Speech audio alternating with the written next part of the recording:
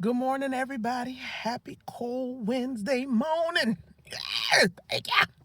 I'm just playing. Okay, so in today's lesson of teacher humor and humility, this one might hit a little deep. If I hurt your feelings, it's okay. Merry Christmas. I love you. Okay. So today I wanted to talk to you all about what it's going to take to be better as a teacher. And I know y'all on some be better. We just trying to get to Christmas. We ain't doing nothing these next 2.5 weeks. And for those of you who aren't, I ain't knocking your hustle. But there are some of you who tune in who legitimately want to improve their teaching. And here is one of the cheat codes. I ain't giving you all of them because then you're going to stop looking at my videos, okay? But here's one cheat code, and you can actually apply it to life. It's not just for teachers. But in order to be better, it's going to take one thing in particular. The cheat code for today is vulnerability. Ooh, y'all don't like that word. I don't either. Vulnerability. It means you're going to have to open up and tell people where you're struggling, where it hurts, what's wrong, what's not working. We hate being vulnerable because we have to admit that we're wrong. We have to admit that we don't got it figured out. We have to show weakness. And in the culture and society we live in, we don't like to do that. We'd rather be petty. We'd rather throw shade. We'd rather pretend. We'd rather become defensive if somebody tells us that something we're doing is not working. But I want to tell you, and I told somebody this yesterday, I have never seen somebody go in for surgery with all their clothes on.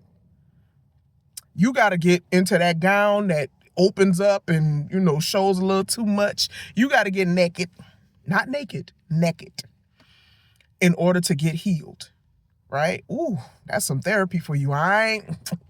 These guidance counselors need to come holler at me, okay? But anyway, you got to get naked to get healed. So in order to be better, you're going to have to open up and you're going to have to show some things that you might not necessarily show. And I know I don't trust people. People talk about you. As soon as you say something, they out there. And I'm going to tell you straight like this. They talking about you already anyway.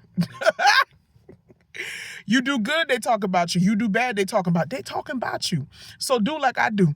They gonna be talking about me. And you know what I say? I know I got fans. I can't help it. It's in my nature. You got fans too. Either fans for your rising or fans for your downfall. But you're going to always have fans. So don't worry about those people. You better open up. You better get vulnerable so that you can get better.